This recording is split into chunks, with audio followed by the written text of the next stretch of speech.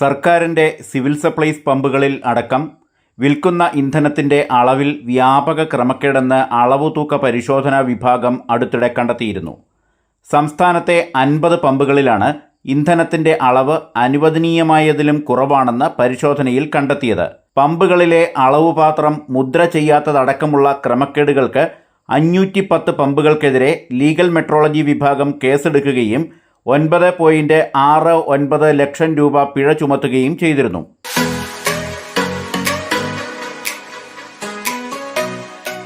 അളവിലെ നേരിയ കുറവ് പോലും തട്ടിപ്പാണോ?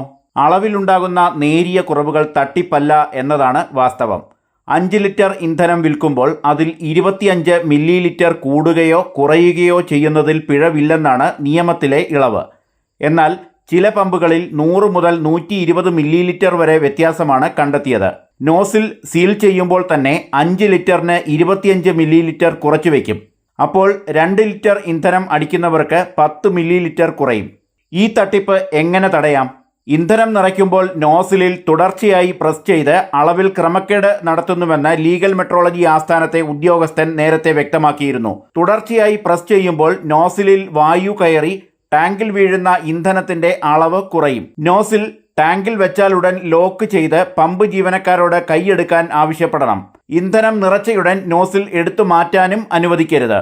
പെട്രോൾ പമ്പുകളിലെ തട്ടിപ്പുകളിൽ നിന്നും രക്ഷപ്പെടാൻ റൗണ്ട് ഫിഗർ അല്ലാത്ത തുകയ്ക്ക് ഇന്ധനം നിറയ്ക്കുന്നത് കൊണ്ട് എന്തെങ്കിലും ഗുണമുണ്ടോ?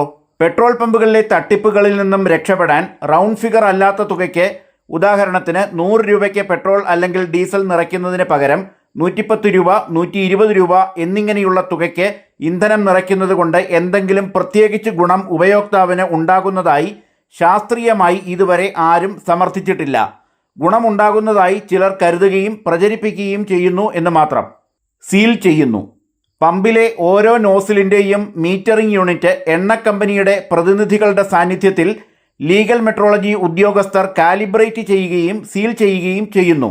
പെട്രോൾ പമ്പുകളിലെ തട്ടിപ്പുകളിൽ നിന്നും രക്ഷപ്പെടാൻ ചില ചെറിയ ടിപ്പുകളുണ്ട്. അത് എന്തൊക്കെയാണെന്ന് നോക്കാം.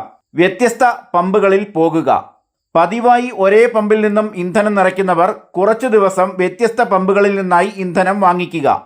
System reset. ഇന്ധനം നിറയ്ക്കുന്നതിന് മുമ്പ് മീറ്റർ 0-ലാണെന്ന് ഉറപ്പാക്കുക. അതായത് സിസ്റ്റം റീസെറ്റ് ചെയ്തിട്ടുണ്ടെന്ന് ഉറപ്പുവരുത്തുക. പുറത്തിറങ്ങി നിൽക്കുക. കാറിൽ നിന്നും പുറത്തിറങ്ങി ഇന്ധനം നിറയ്ക്കുന്നത് കൃത്യമായി ശ്രദ്ധിക്കുക.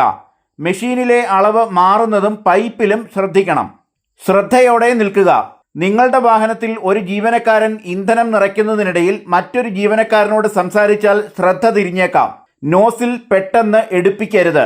ഇന്ധനം നിറച്ചയുടൻ നോസിൽ ടാങ്കിൽ നിന്നും എടുക്കാൻ അനുവദിക്കരുത്. നൽകുന്ന പണത്തിനുള്ള ഇന്ധനം പൈപ്പിൽ അവശേഷിക്കും. അവസാന തുള്ളിയും ടാങ്കിൽ വീണെന്ന് ഉറപ്പാക്കുക. മെഷീനും വാഹനവും തമ്മിലുള്ള അകലം. പൈപ്പിന്റെ നീളം കണക്കാക്കി മെഷീനിൽ നിന്ന് അകറ്റി വാഹനം നിർത്തുക. ഇങ്ങനെ ചെയ്താൽ പൈപ്പിൽ ഇന്ധനം അവശേഷിക്കുന്നത് ഒഴിവാക്കാം. പൈപ്പ് വളഞ്ഞാണെങ്കിൽ ഇന്ധനം പൂർണ്ണമായും ടാങ്കിൽ വീഴില്ല. ജാഗ്രത പാലിക്കുക. ജീവനക്കാരൻ നോസിൽ ലോക്ക് ചെയ്യുന്നുണ്ടെന്നും അത് കട്ട് ഓഫ് പോയിന്റിൽ എത്തുന്നതുവരെ തടസ്സപ്പെടുത്തുന്നില്ലെന്നും ഉറപ്പാക്കുക.